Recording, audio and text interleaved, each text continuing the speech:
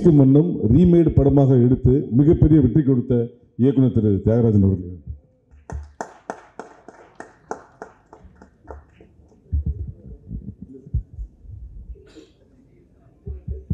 எல்லாருக்கும் வணக்கம்.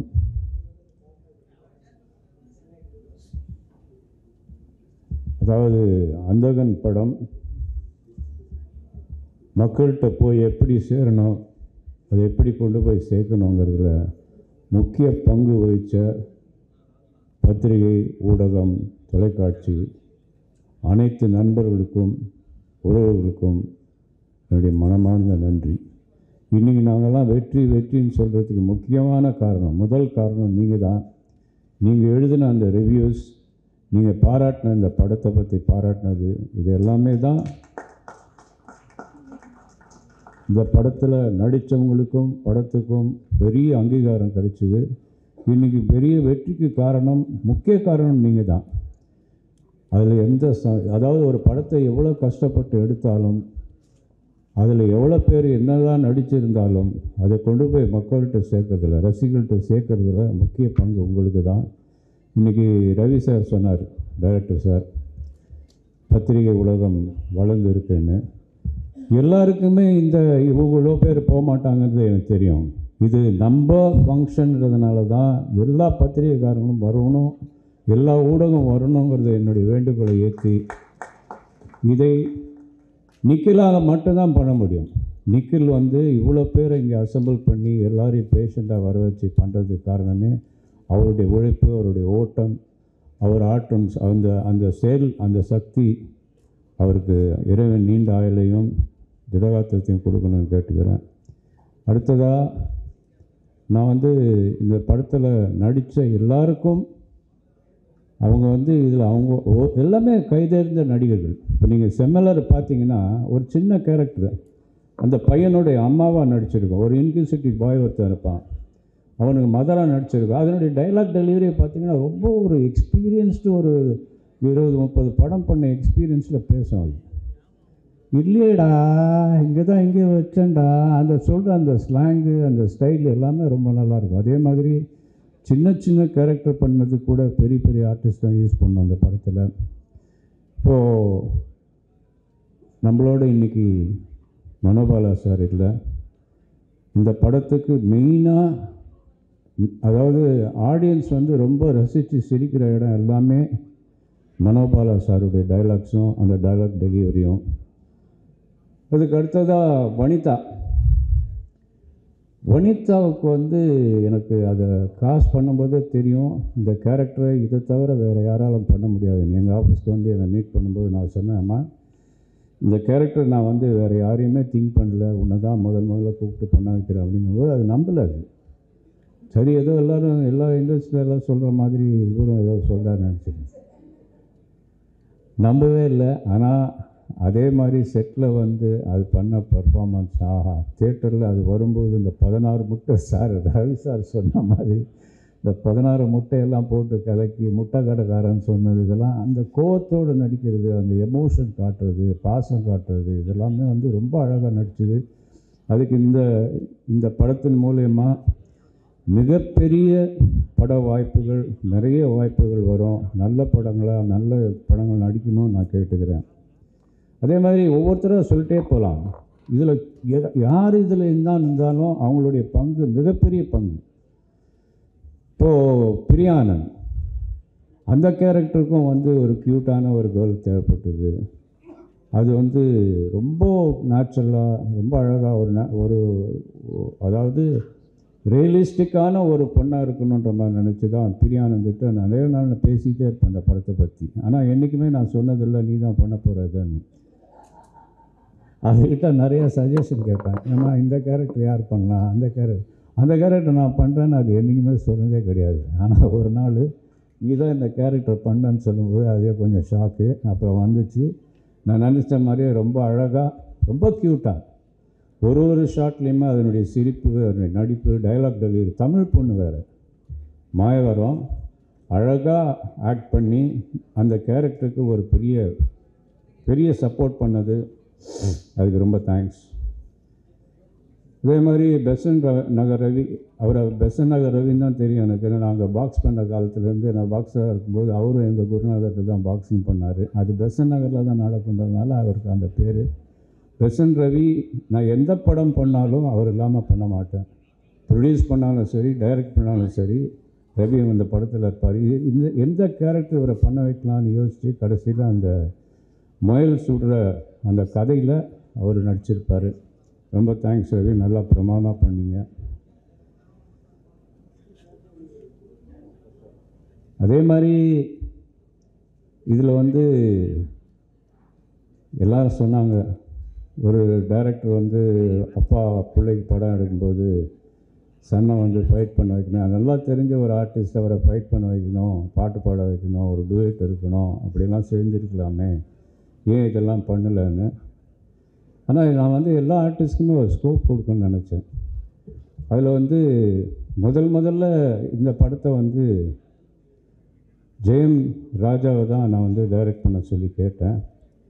அவரோட ஒரு 3 மாதம் ட்ராவல் பண்ணோம். அதுக்கப்புறம் திடீர்னு அதுக்கிடையில் அந்த 3 மாதம் ட்ராவலில் அவர் கேட்டது வேறு ஒரு இங்கிலீஷ் ஸ்டார் கேட்டார்.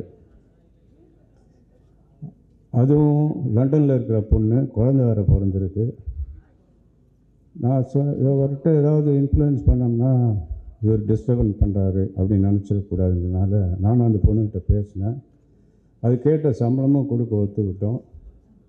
அதுக்கப்புறம் 3 மாதத்துக்கு அப்புறம் அவருக்கு வேறு ஒரு படம் வந்தது, சிரஞ்சீவி படம் வந்ததுனால, சார் நான் அந்த படத்தை பண்ணிட்டு தான் இதை பண்ண முடியும்னாரு.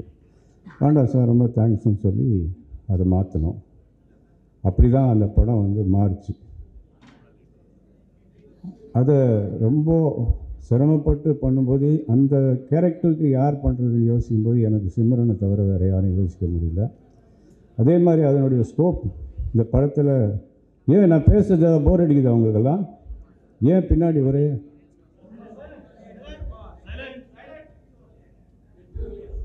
அதே மாதிரி சிம்ரன் வந்து இந்த படத்தில் ஒரு மிகப்பெரிய சப்போர்ட் இந்த படத்துக்கு, அந்த கேரக்டருக்கு ஒரு பெரிய லைஃபு. அதனுடைய எக்ஸ்பீரியன்ஸ் எல்லாம் இந்த படத்தில் போட்டு தமிழை வந்து அழகாக புரிஞ்ச ஒரு பொண்ணு. இன்றைக்கி இன்னும் அழகாக தமிழ் பேசுது. எனக்கே ஆச்சரியமாக இருக்குது. இவ்வளோ தமிழை வந்து அது கற்றுக்கிட்டது ஒரு அப்ரிஷியேட்டிவ் விஷயம். அதனுடைய பர்ஃபார்மன்ஸ் இந்த படத்தில் வந்து வேறு லெவலுக்கு கொண்டு போச்சு. அதனுடைய போர்ஷன்ஸ் எல்லாமே ரொம்ப அழகாக பண்ணிருந்துச்சு. அதுக்கு ரொம்ப தேங்க்ஸ். அப்புறம் டைரக்டர் ரவிக்குமார் சார், அவர் டைரக்டர் ஏற்கனவே பிரசாந்த் கூட தமிழ்னு ஒரு படத்தில் பண்ணியிருப்பார்.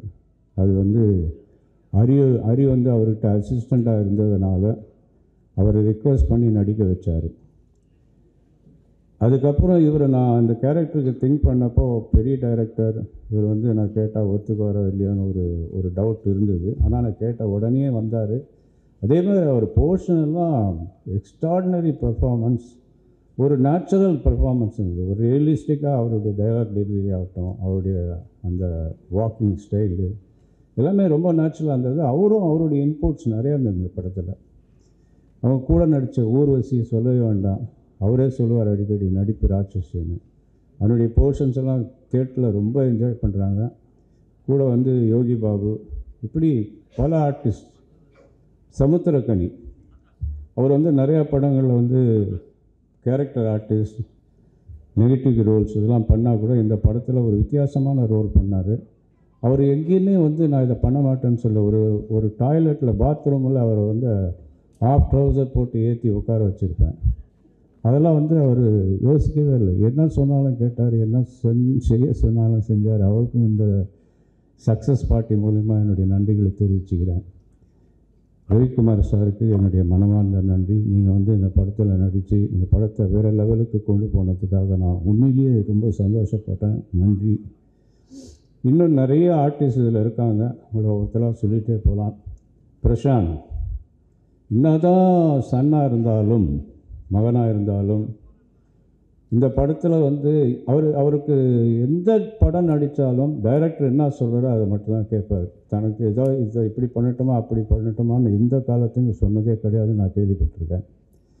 இதே மாதிரி இந்த படத்துலையும் நான் ஜாஸ்தி அவர்கிட்ட போய் இதை பண்ணோம் அது பண்ணோன்னு சொல்லலை.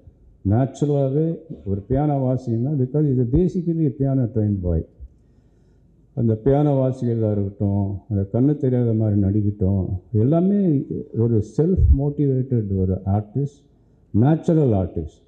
அவருடைய ரோலை ரொம்ப அழகாக பண்ணி இந்த படத்துக்கு வந்து ஃபைட் இல்லை, சாங் இல்லைன்ற குறையெல்லாம் இல்லாமல் அவருடைய நடிப்பாற்றலால் இந்த படத்தை மிகப்பெரிய சக்ஸஸ் பண்ணியிருக்காரு. மகனாக இருந்தாலும் அவருக்கும் என்னுடைய நன்றி. இது மாதிரி சொல்லிகிட்டே போகலாம். இந்த படத்தில் ஒர்க் பண்ண ஆர்ட் டைரக்டர், நானும் ஒரு ஆர்ட் டைரக்டர் தான், அதுக்காக நான் அவரை போய் இது பண்ண அது பண்ணுன்னு சொன்னதில்லை. பிரமாதமாக செட்டு, ஒவ்வொரு செட்டையுமே அவருக்கு வந்து டே அண்ட் நைட்டு பார்க்காம வந்து ஒர்க் பண்ணி பெரிய லெவலில் பண்ணார் செந்தில் ராகவன். அவருக்கு என்னுடைய நன்றி, வாழ்த்துக்கள்.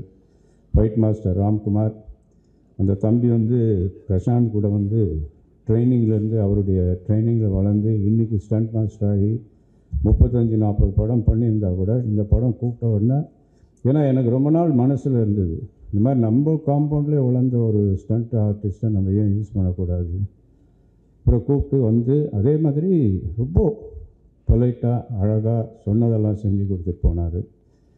ஒவ்வொரு டெக்னீஷியனுமே, சவுண்ட் இன்ஜினியர் லக்ஷ்மி நாராயண் ஆகட்டும், எடிட்டர் ஆகட்டும், காஸ்டியூம் டிசைனர்ஸ், எங்களுடைய production executive Anand, production manager, அப்புறம் எங்கள் அசிஸ்டன்ட் டைரக்டர்ஸ் என் கூட ஒர்க் பண்ணவங்க, அசோசியேட் டைரக்டர், இவங்க எல்லாருக்குமே இந்த ஃபங்க்ஷன் மூலிமா என்னுடைய நன்றிகளை தெரிவிச்சுக்கிறேன்.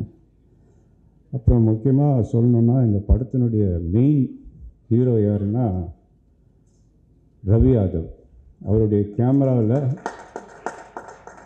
இந்த படத்தை வந்து வேறு லெவலுக்கு கொண்டு போய் எல்லாரையும் பார்க்குற மாதிரி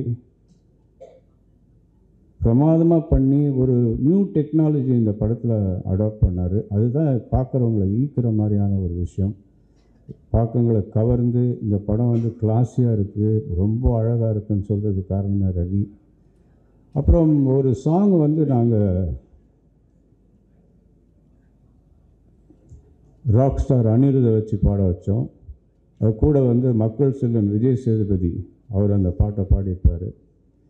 இந்த சாங்கை யாரை வச்சு கொரியோகிராஃப் பண்ணலான்னு நினைக்கும் போது பிரபுதேவாட்ட கேட்டேன், நீங்கள் இந்த சாங்கை கான்செப்ட் பண்ணி இது கொஞ்சம் பண்ணி கொடுங்கன்னா அவரும் வந்து ஒத்துக்கிட்டார். ஆனால் சம்பளம் வாங்க மாட்டேன்னு மறுத்துட்டார். அவருக்கு அசிஸ்டண்ட்டாக சாண்டியை வச்சுக்கிட்டு இந்த பாட்டை வந்து டர்னாக்கா சாங்கை வந்து மிகப்பெரிய இன்றைக்கி வந்து ஒரு வைரலாக போயிட்டுருக்க சாங்கு. அவங்க எல்லாருக்குமே நான் நன்றி சொல்லிக்கிறேன். அதே மாதிரி மறுபடியும் சொல்கிறேன், இன்றைக்கி நம்ம சக்ஸஸ் பார்ட்டி நடத்துகிறோன்னா அதுக்கு மெயின் காரணமே